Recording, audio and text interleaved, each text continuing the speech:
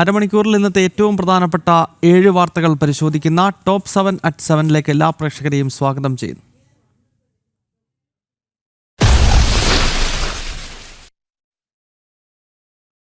PM ശ്രീയിൽ വിദ്യാർത്ഥികളുടെ ഭാവി പന്താടി സംസ്ഥാന സർക്കാർ. പദ്ധതിയുടെ തുടർ നടപടികൾ തൽക്കാലം നിർത്തിവെക്കാനാണ് തീരുമാനം. പദ്ധതിയെക്കുറിച്ച് പഠിക്കാൻ CPI മന്ത്രിമാരെ കൂടി ഉൾപ്പെടുത്തി 7-അംഗ മന്ത്രിസഭ ഉപസമിതി രൂപീകരിച്ചിരിക്കുകയാണ്.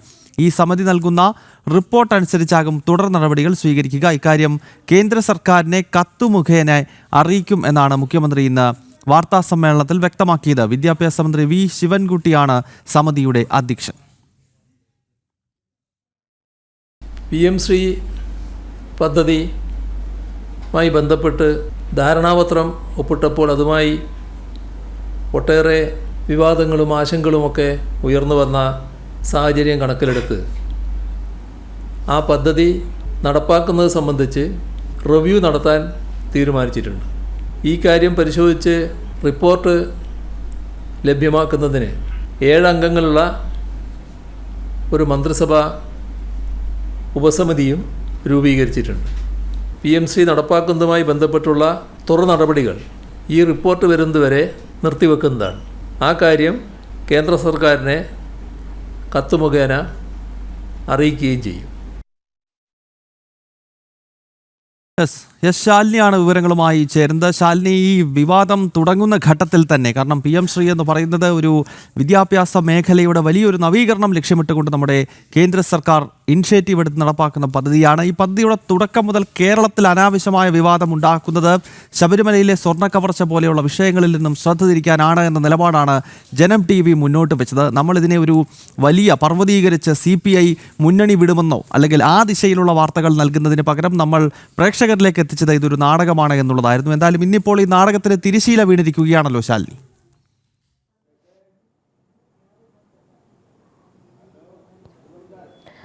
തീർച്ചയായും ഗൗതം, അങ്ങനെ തന്നെയാണ്. നാടകത്തിന് തിരശീല വീണിരിക്കുന്നു. ഒപ്പം തന്നെ PM ശ്രീ പദ്ധതി മരവിപ്പിക്കാനുള്ള തീരുമാനത്തിലേക്ക് സംസ്ഥാന സർക്കാർ എത്തി. കൂടാതെ തന്നെ PM ശ്രീ പദ്ധതിയുമായി ബന്ധപ്പെട്ട് കാര്യമായി തന്നെ ഒരു പരിശോധന നടത്താൻ ഒരു 7-അംഗ സമിതിയെ തീരുമാനിച്ചുകൊണ്ടാണ് ഇന്നത്തെ മന്ത്രിസഭാ യോഗം പിരിഞ്ഞിട്ടുള്ളത്. അത് തന്നെയാണ് ഈ നാടകത്തിന്റെ അന്ത്യം എന്നുള്ളതാണ് ഏറ്റവും ശ്രദ്ധേയമായിട്ടുള്ള കാര്യം. ഗൗതം സൂചിപ്പിച്ചതുപോലെ തന്നെ ശബരിമല സ്വർണ്ണക്കവർച്ച അടക്കമുള്ള കാര്യങ്ങൾ അതിൽ നിന്ന് ശ്രദ്ധ തിരിക്കാനായി സ്വന്തമായി ഒരു മുന്നണിയിലെ ചെറിയ പ്രശ്നത്തെ ഊതിപ്പെരിപ്പിച്ച ചില മാധ്യമങ്ങൾ കാണിക്കുക, അത് ഒടുവിൽ മുന്നണി വിടത്തില്ല എന്നുള്ള സാഹചര്യം അത് ജനം TV മാത്രമാണ് ആദ്യം മുതൽ തന്നെ നൽകിയത്. എന്തായാലും അതേ രീതിയിൽ തന്നെ കഥ ഇപ്പോൾ അവസാനിക്കുകയാണ് എന്നുള്ളതാണ്. എന്തായാലും 7-അംഗ സമിതിയെ സംസ്ഥാന സർക്കാർ തീരുമാനിച്ചിരിക്കുന്നു. വിദ്യാഭ്യാസ മന്ത്രി V. ശിവൻകുട്ടി അധ്യക്ഷനായിക്കൊണ്ടായിരിക്കും 7-അംഗ സമിതി. അതിൽ 2 അംഗങ്ങൾ അത് CPIയുടെ മന്ത്രിമാരായിരിക്കും എന്നുള്ളതാണ് മുഖ്യമന്ത്രി പിണറായി വിജയൻ ഇപ്പോൾ പ്രഖ്യാപിക്കുകയും ചെയ്തിട്ടുള്ളത്. എന്തായാലും പദ്ധതിയിൽ നിന്നും പിന്നോട്ട് പോകുന്നു. ഒപ്പം തന്നെ PM ശ്രീ നടപ്പിലാക്കുന്നത് ഇനി ഈ 7-അംഗ സമിതിയുടെ റിപ്പോർട്ട്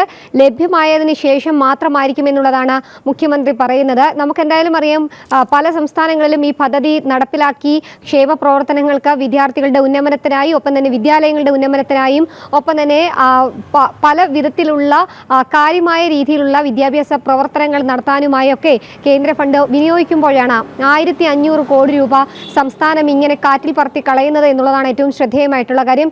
തുടക്കം മുതൽ തന്നെ PM ശ്രീ പ്രഖ്യാപനം വന്നതു മുതൽ PM ശ്രീ കേരളത്തിൽ നടപ്പിലാക്കില്ല എന്നുള്ള തീരുമാനം അത് വിദ്യാഭ്യാസ വകുപ്പാണ് ആദ്യം എടുത്തത്.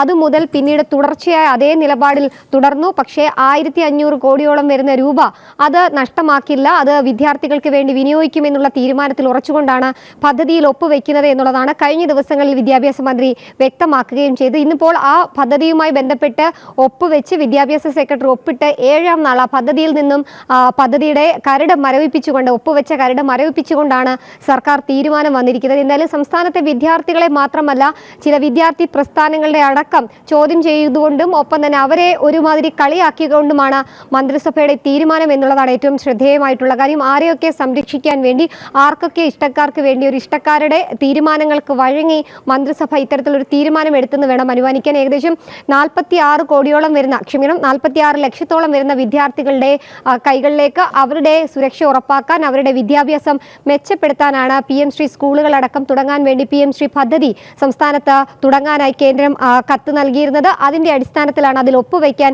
പിന്നീട് സർക്കാർ തീരുമാനമെടുക്കുകയും ചെയ്തു. ആ തീരുമാനത്തിൽ നിന്ന് ഈ പിന്നോട്ട് പോക്കാതെ വിദ്യാർത്ഥികളെ അടക്കം കളിയാക്കുന്ന രീതിയാണ് എന്നുള്ള വിമർശനം കൂടി ഈ ഘട്ടത്തിൽ ഉയരുകയും ചെയ്യുന്നുണ്ട്. എന്തായാലും ഈ ഉപസമിതി ഉടൻ തന്നെ റിപ്പോർട്ട് സമർപ്പിക്കും. ആ റിപ്പോർട്ട് സമർപ്പിക്കുന്നതിന്റെ അടിസ്ഥാനത്തിൽ തന്നെ കേന്ദ്ര വിദ്യാഭ്യാസ മന്ത്രാലയത്തിന് ഇത് സംബന്ധിച്ചൊരു കത്ത് നൽകാൻ ഇപ്പോൾ ധാരണയായിരിക്കുന്നു എന്നുള്ളതാണ് നമുക്ക് മനസ്സിലാക്കാൻ സാധിക്കുന്നത്. അതേസമയം തന്നെ കേന്ദ്രത്തിന് കത്ത് നൽകുമ്പോൾ കേന്ദ്രം ഏത് രീതിയിൽ ഇനി ഈ പദ്ധതിയുമായി മുന്നോട്ടുള്ള തീരുമാനങ്ങൾ എടുക്കുമെന്നുള്ളതാണ് അറിയേണ്ടത്. പ്രത്യേകിച്ച് ഒരു കരാറിൽ MOUവിൽ രണ്ട് കൂട്ടരും ഒപ്പുവെച്ചതാണ്. അപ്പോൾ ഒരാൾക്ക് മാത്രമായി അതിൽ നിന്ന് പിന്നോട്ട് പോകാൻ സാധിക്കില്ല. അങ്ങനെയെങ്കിൽ കേന്ദ്രം എടുക്കുന്ന തീരുമാനം നിർണായകമാണ്. ഒപ്പം തന്നെ വിദ്യാർത്ഥികളെ ഈ ധാരണാപത്രത്തിൽ നിന്നും ഇവിടെ സഖാക്കൾ പറയുന്നത് പോലെ അങ്ങനെ പെട്ടെന്ന് പിന്തിരിഞ്ഞു പോകാൻ കഴിയുന്നതല്ല. അതിന് സാങ്കേതികമായി മറ്റു പല പ്രശ്നങ്ങളുണ്ട്. എങ്കിൽ പോലും ആത്മഹത്യാപരമായ ഒരു നീക്കമാണ് സംസ്ഥാന സർക്കാരിൻ്റെ ഭാഗത്ത് നിന്നുണ്ടാകുന്നത് എന്ന കാര്യത്തിൽ സംശയമില്ല. കാരണം PM ശ്രീ എന്ന് പറയുന്നത് കേരളത്തെ സംബന്ധിച്ചിടത്തോളം വിദ്യാഭ്യാസത്തിനായി നമ്മുടെ സംസ്ഥാനത്ത് നിന്നും ആളുകൾ മറ്റ് രാജ്യങ്ങളിലേക്കും മറ്റ് സംസ്ഥാനങ്ങളിലേക്കും പോകുന്ന ഒരു ഗതികേട് ഇല്ലാതാക്കാൻ നമ്മുടെ വിദ്യാഭ്യാസ മേഖലയുടെ സമഗ്രമായ പുരോഗതി ലക്ഷ്യമിട്ടുകൊണ്ടുള്ള ഒരു പദ്ധതിയാണ്. അതിൽ നിന്നാണ് ഇപ്പോൾ പിന്നോട്ട് പോകും എന്ന പ്രഖ്യാപനം മുഖ്യമന്ത്രി തന്നെ നേരിട്ടെത്തി നടത്തിയിരിക്കുന്നത്. S. ശാലിനിയാണ് ഈ വാർത്തയുടെ വിശദാംശങ്ങൾ പങ്കുവച്ചത്.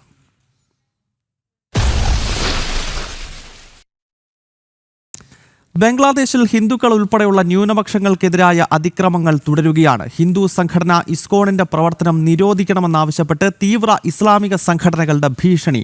ഇസ്കോൺ മതഭീകര സംഘടനയാണെന്ന് ആരോപിച്ചാണ് ഭീഷണി. ന്യൂനപക്ഷ നേതാക്കളെ രാജ്യദ്രോഹ കുറ്റം ചുമത്തി ജയിലിലടയ്ക്കുന്ന നിലപാടാണ് ബംഗ്ലാദേശിലെ ഇടക്കാല സർക്കാർ തുടരുന്നത്.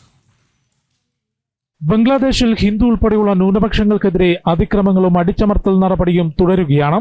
ഏറ്റവും ഒടുവിൽ ഹിന്ദു സംഘടന ഇസ്കോന്റെ പ്രവർത്തനം നിർത്തണമെന്നും സംഘടനയെ നിരോധിക്കണമെന്നുമാണ് തീവ്ര ഇസ്ലാമിക ഗ്രൂപ്പുകളുടെ ഭീഷണി. ധാക്ക, ചിറ്റഗോങ് തുടങ്ങിയ സ്ഥലങ്ങളിൽ ഇക്കാര്യം ആവശ്യപ്പെട്ടുകൊണ്ട് ഇസ്ലാമിക സംഘടനകൾ പ്രതിഷേധ പ്രകടനങ്ങൾ നടത്തി. ഇസ്കോൺ മതഭീകര സംഘടനയാണെന്നും പ്രവർത്തിക്കാൻ അനുവദിക്കില്ലെന്നുമാണ് വാദം. തീവ്ര ഇസ്ലാമിക സംഘടനകളുടെ നിലപാടുകൾക്കൊപ്പം നിൽക്കുന്ന സമീപനമാണ് ബംഗ്ലാദേശിൽ നിലവിൽ മുഹമ്മദ് യൂനുസിന്റെ നേതൃത്വത്തിലുള്ള ഇടക്കാല സർക്കാരും സ്വീകരിക്കുന്നത്. ന്യൂനപക്ഷ അവകാശങ്ങൾക്ക് വേണ്ടി സംസാരിക്കുന്നവരെ രാജ്യദ്രോഹ കുറ്റം ഉൾപ്പെടെ ചുമത്തി ജയിലിൽ അടയ്ക്കുന്ന നടപടിയും തുടരുകയാണ്. ഇസ്കോൺ ആചാര്യൻ ചിന്മോയ് കൃഷ്ണദാസിനെ നേരത്തെ അറസ്റ്റ് ചെയ്ത് ജയിലിൽ അടച്ചിരുന്നു. അടുത്തിടെ വടക്കൻ ബംഗ്ലാദേശിൽ ദിനാജ്പൂർ ജില്ലയിൽ പ്രമുഖ ഹിന്ദു നേതാവ് ഭാബേഷ് ചന്ദ്ര റോയ് ക്രൂരമായി കൊല്ലപ്പെട്ടു. ന്യൂനപക്ഷങ്ങളുടെ അവകാശങ്ങൾ സംരക്ഷിക്കാനും അതിനുവേണ്ടി പ്രവർത്തിക്കാനും ബംഗ്ലാദേശ് തയ്യാറാകണമെന്ന് ഭാരതം ആവശ്യപ്പെട്ടിട്ടുണ്ട്.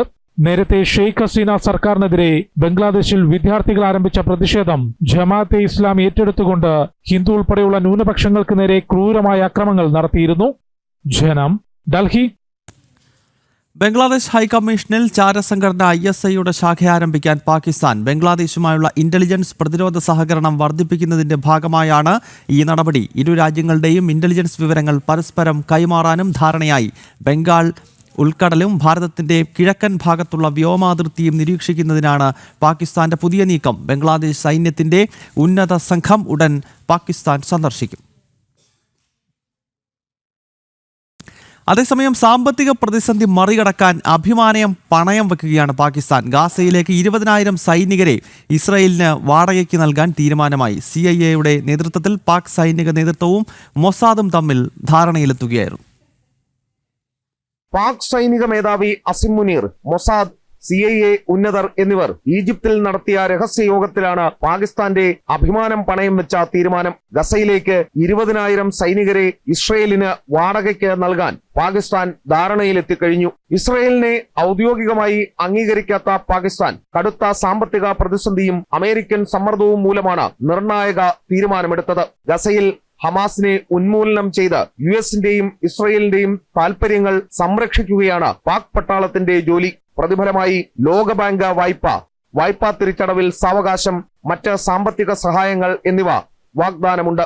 പാക് പാസ്പോർട്ടിൽ ഇസ്രയേലിൽ സാധുവല്ല എന്ന വരി ഒഴിവാക്കിയിട്ടുണ്ട്. അതേസമയം പാക് നീക്കത്തിനെതിരെ ഇറാനും തുർക്കിയും ഖത്തറും രംഗത്തു വന്നു. ചില്ലിക്കാശിന് പലസ്തീനെ ഒറ്റുകൊടുക്കുകയാണ് പാകിസ്ഥാൻ എന്നാണ് ആക്ഷേപം. എസ് ശ്രീകാന്ത്, ജനം, ഡൽഹി. ഛത്തീസ്ഗഡിലെ ബസ്തറിൽ 21 കമ്മ്യൂണിസ്റ്റ് ഭീകരർ കീഴടങ്ങി. ആയുധം വെച്ചാണ് കീഴടങ്ങൽ. ഭരണഘടനയുടെ പകർപ്പ് നൽകിയാണ് ഇവരെ ബസ്തർ IG സ്വീകരിച്ചത്. വിവരങ്ങൾ S. നന്ദഗോപൻ ഡൽഹിയിൽ നിന്ന് നൽകും. നന്ദൻ, ഈ കമ്മ്യൂണിസ്റ്റ് ഭീകരവാദികൾക്ക് മുൻപിൽ 2 ഉപാധികളാണ് ഉള്ളത്. ഒന്നെങ്കിൽ മരണം, അല്ലെങ്കിൽ കീഴടങ്ങൽ.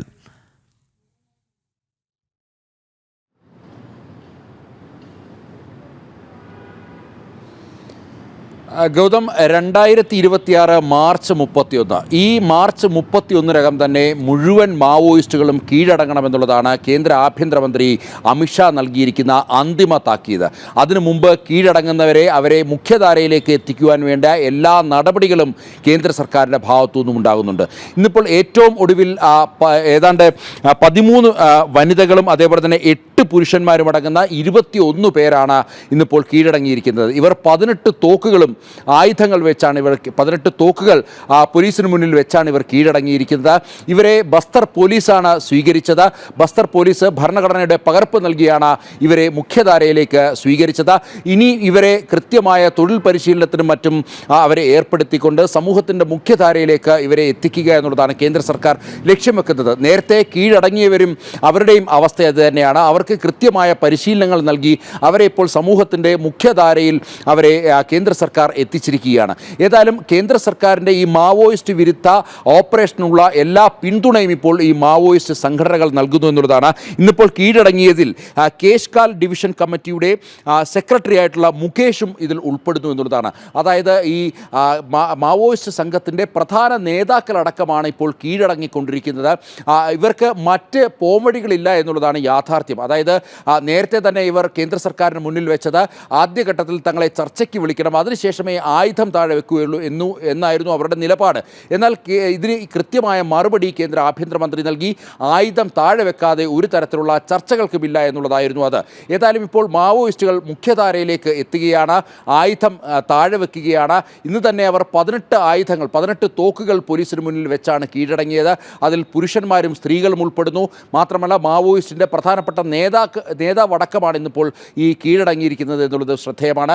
കഴിഞ്ഞ മാസങ്ങളിലും സമാനമായ രീതിയിൽ നിരവധി മാവോയിസ്റ്റുകൾ, അതും മാവോയിസ്റ്റുകളുടെ പ്രധാനപ്പെട്ട നേതാക്കളടക്കം ഇതേ ബസ്തറിൽ തന്നെ കീഴടങ്ങിയിരുന്നു. ഇപ്പോൾ മാവോയിസ്റ്റ് വേട്ടയും അല്ലെങ്കിൽ മാവോയിസ്റ്റുമായി ബന്ധപ്പെട്ട സെർച്ച് ഓപ്പറേഷനും CRPFൻ്റെ കോബ്ര സംഘത്തിൻ്റെ നേതൃത്വത്തിൽ വളരെ സജീവമായി തന്നെ നടക്കുന്നു.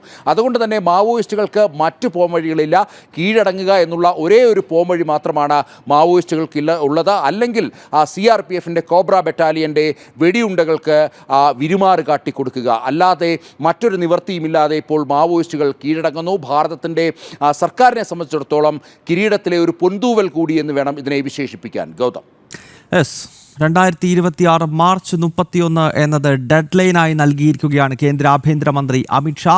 ഈ ദിവസത്തിനകം നമ്മുടെ രാജ്യത്ത് ഒരു കാലത്ത് പത്തിവിടർത്തിയാടിയ കമ്മ്യൂണിസ്റ്റ് ഭീകരവാദത്തെ ഇല്ലാണ്ടാക്കുമെന്നാണ് അമിത്ഷായുടെ വാക്ക്. അതിൻ്റെ അടിസ്ഥാനത്തിൽ നമ്മുടെ സുരക്ഷാ സേന ബസ്തർ ഉൾപ്പെടെയുള്ള വനമേഖലകളിൽ ഈ കമ്മ്യൂണിസ്റ്റ് ഭീകരർക്കായുള്ള തിരച്ചിൽ തുടരുന്നതിനിടയിലാണ് ഭയന്ന് വിറച്ച് ഈ കൂട്ടർ ഇപ്പോൾ പോലീസിന് മുന്നിൽ കീഴടങ്ങുന്നത്. S. നന്ദഗോപനാണ് ഡൽഹിയിൽ നിന്നും ഈ വളരെ പ്രധാനപ്പെട്ട വാർത്തയുടെ അപ്ഡേറ്റ്സ് പങ്കുവച്ചത്.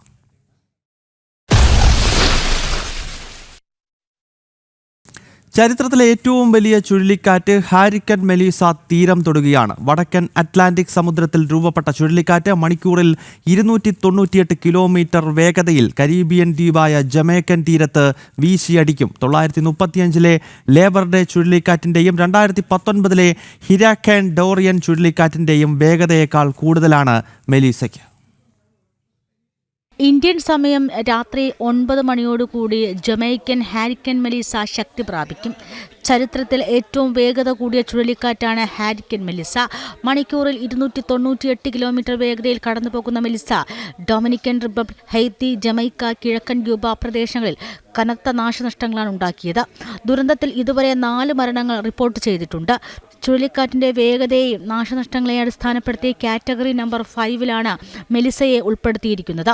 ഈ മാസം 21-ലാണ് മെലിസ ആഫ്രിക്കയുടെ പടിഞ്ഞാറൻ കടലിൽ തീവ്ര ഇടിമിന്നലുകളുടെ കൂട്ടമായി രൂപപ്പെട്ടത്. പിന്നീട് തീവ്ര ന്യൂനമർദ്ദമായി മാറി. 2025 അറ്റ്ലാന്റിക് സീസണിലെ 13ാമത്തെ തീവ്ര ചുഴലിക്കാറ്റാണ് മെലിസ. ജൂൺ 1 മുതൽ നവംബർ 30 വരെയാണ് അറ്റ്ലാന്റിക് ചുഴലി സീസൺ. 20 വർഷങ്ങൾക്കിടെ ആദ്യമായിട്ടാണ് അതിതീവ്ര ചുഴലിക്കാറ്റ് രൂപപ്പെടുന്നത്. മെലിസയുടെ കേന്ദ്രമർദ്ദം 892 മില്ലിബാർ ആണ്. ചുഴലിക്കാറ്റ് ശക്തി പ്രാപിക്കുന്നതോടെ വെള്ളപ്പൊക്ക സാധ്യതയ്ക്കും ജാഗ്രതാ നിർദ്ദേശം നൽകിയിട്ടുണ്ട്. ഒരുപക്ഷെ വരും വർഷങ്ങളിലെ കാലാവസ്ഥയെയും അന്തരീക്ഷ വ്യവസ്ഥയെയും മെലിസ സ്വാധീനം ചെലുത്തിയേക്കാം. ന്യൂസ് ഡെസ്ക് ജനം.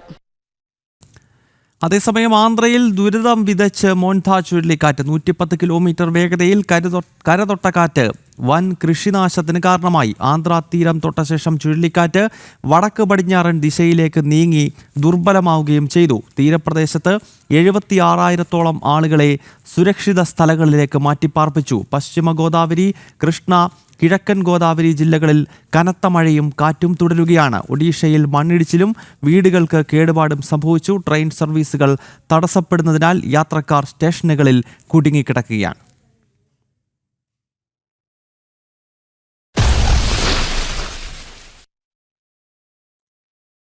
രാജ്യത്തിന്റെ അഭിമാനമായ റഫേൽ യുദ്ധവിമാനത്തിൽ പറന്ന് രാഷ്ട്രപതി ദ്രൗപദി മുർമു. ഹരിയാനയിലെ അംബാല വ്യോമതാവളത്തിൽ നിന്നാണ് രാഷ്ട്രപതി യുദ്ധവിമാനത്തിൽ പറന്നത്. പഹൽഗാം ആക്രമണത്തിന് ഓപ്പറേഷൻ സിന്ദൂറിലൂടെ മറുപടി നൽകാനായി റഫേൽ യുദ്ധവിമാനങ്ങൾ പറന്നുയർന്നതും അംബാലയിലെ ഈ എയർബേസിൽ നിന്നായിരുന്നു.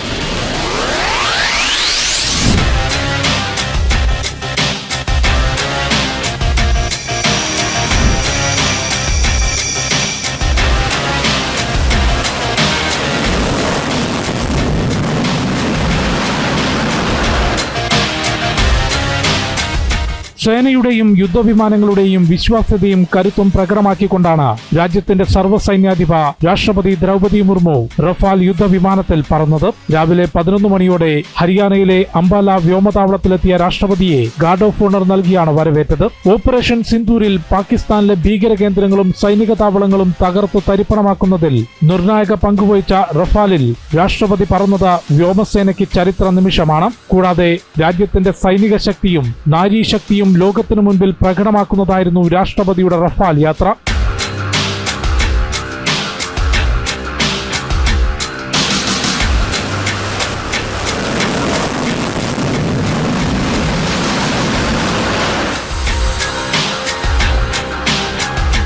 പതിനേഴാം നമ്പർ സ്ക്വാഡ്രനായ ഗോൾഡൻ ആരോസിന്റെ commanding officer group captain Amit ഗഹാനിയായിരുന്നു രാഷ്ട്രപതിയുടെ പൈലറ്റ്. മറ്റൊരു റഫാലിൽ അകമ്പടിയായി വ്യോമസേനാ മേധാവി AP സിംഗും ഉണ്ടായിരുന്നു. ജനം, ഡൽഹി. ഭാരതത്തിൽ ആദ്യമായ ഒരു സമ്പൂർണ്ണ യാത്രാവിമാനം നിർമ്മിക്കാൻ ഹിന്ദുസ്ഥാൻ എയറോനോട്ടിക് ലിമിറ്റഡ് റഷ്യയുടെ യുണൈറ്റഡ് എയർക്രാഫ്റ്റ് കോർപ്പറേഷനുമായി ഭാരതം ധാരണാപത്രത്തിലേർപ്പെട്ടു. മോദി സർക്കാരിന്റെ പ്രാദേശിക വ്യോമയാന കണക്ടിവിറ്റി ലക്ഷ്യമിട്ടുള്ള ഉഡാൻ പദ്ധതിയിലൂടെയാണ് പുതിയ ചുവടുവെപ്പ്.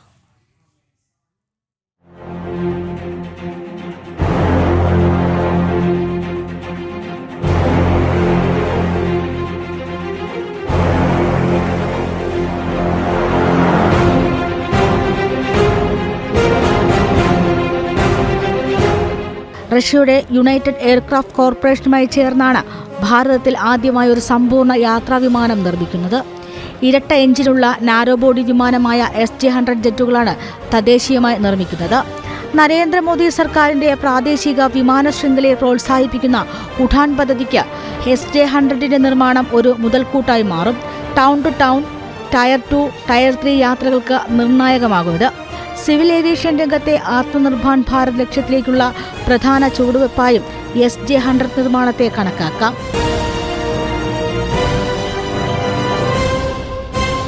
ന്യൂസ് ഡെസ്ക് ജനം. വെടിയുണ്ട വേണമെങ്കിൽ കാശ് വേണം. ജയിൽ വകുപ്പിനോട് പോലീസ് മേധാവി. പോലീസിൽ വെടിയുണ്ട ക്ഷാമം കലശലെന്നും സംസ്ഥാന പോലീസ് മേധാവി. മറുപടി APOമാർക്ക് ഫയറിംഗ് പ്രാക്ടീസ് നടത്താൻ സൗജന്യമായി തിരകൾ നൽകണമെന്ന് കത്തിൽ പറയുന്നു. ഒടുവിൽ പണം നൽകി തിരകൾ നൽകാൻ ഉത്തരവിറക്കിയ ആഭ്യന്തര വകുപ്പ്. ജനം എക്സ്ക്ലൂസീവ്. കേരള പോലീസിൽ ഉണ്ട വിവാദം പുത്തരിയല്ല. വെടിയുണ്ടകൾ കാണാതെ പോകുന്നതും അബദ്ധത്തിൽ വെടിപൊട്ടുന്നതും ചട്ടിയിലിട്ട് ചൂടാക്കിയ തിരകൾ പൊട്ടിത്തെറിച്ചതുമെല്ലാം നാം കണ്ടിട്ടുണ്ട്. അക്കൂട്ടത്തിലേക്കാണ് ജയിൽ വകുപ്പ് പോലീസിനോട് പരിശീലനത്തിനായി സൗജന്യമായി വെടിയുണ്ടകൾ ചോദിക്കുന്നതും പോലീസ് മേധാവി ക്ഷാമമാണെന്ന് മറുപടി നൽകുന്നതുമായ സംഭവവും എത്തുന്നത്.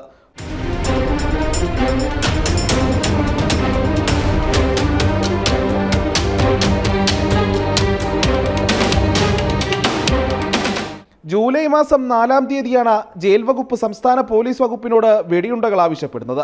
അസിസ്റ്റന്റ് പ്രിസൺ ഓഫീസർമാരുടെ അടിസ്ഥാന പരിശീലനത്തിലെ ഫയറിംഗ് ടെസ്റ്റ് നടത്തുന്നതിന് 2500 7.62 mm M80 വെടിയുണ്ടകൾ വേണമെന്നതായിരുന്നു ആവശ്യം.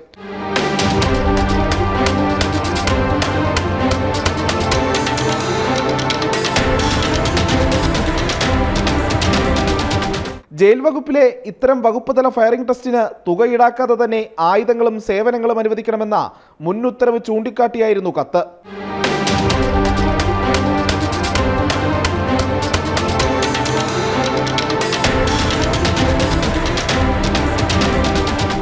എന്നാൽ കത്ത് കിട്ടിയതോടെ സംസ്ഥാന പോലീസ് മേധാവി ഉടക്കുവെച്ചു. അസിസ്റ്റന്റ് പ്രിസൺ ഓഫീസർമാരുടെ ഫയറിംഗ് ടെസ്റ്റിന് കൂടുതൽ തിരകൾ വേണ്ടിവരുമെന്നതായിരുന്നു DGPയുടെ മറുപടി. പോലീസിൽ തന്നെ വെടിയുണ്ട ക്ഷാമം നേരിടുകയാണെന്നും DGP ആഭ്യന്തര വകുപ്പിനെ അറിയിച്ചു.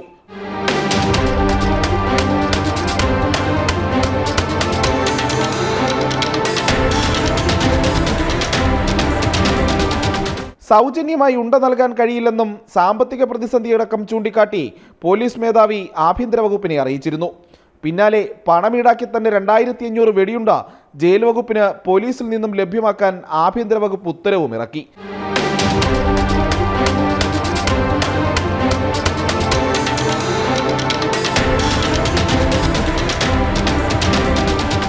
ഒടുവിൽ ഇത്തരം പരിശീലനങ്ങൾക്ക് സൗജന്യമായി ആയുധങ്ങൾ അനുവദിക്കണമെന്ന് 2024 ഡിസംബറിൽ പുറത്തിറക്കിയ ഉത്തരവ് നോക്കുകുത്തി മാത്രമായി. അപ്പോഴും സാമ്പത്തിക പ്രതിസന്ധി സംസ്ഥാന പോലീസിന്റെ ആയുധശേഖരത്തെ വരെ ബാധിക്കുന്നുവെന്ന അപകടകരമായ സാഹചര്യം നിലനിൽക്കുന്നു. പ്രജിത് മോഹനൻ, ജനം, തിരുവനന്തപുരം.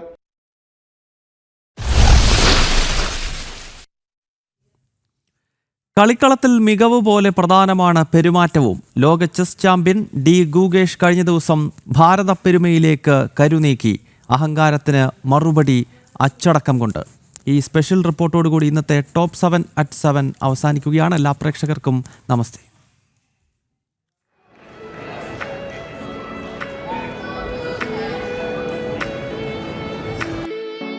2025 ഒക്ടോബർ 6 അമേരിക്ക ഭാരതം പ്രദർശന മത്സരത്തിൽ ഹിക്കാരു നകാമുറയും ഡി ഗുകേഷും നേർക്കുനേർ.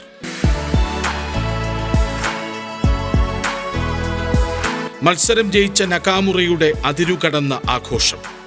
ഗുകേഷിന്റെ രാജാവ് കരുവിനെ ആൾക്കൂട്ടത്തിലേക്ക് വലിച്ചെറിഞ്ഞു.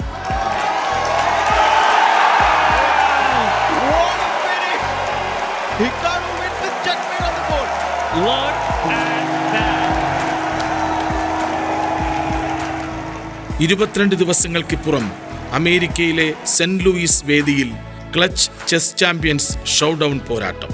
വീണ്ടും അതേ അവർ മുഖാമുഖം. ഗുകേഷിന്റെ അതിബുദ്ധിയിൽ പിടിച്ചു നിൽക്കാനാവാതെ കൈകൊടുത്തെണീറ്റു പോയി നകാമുറ. ശേഷം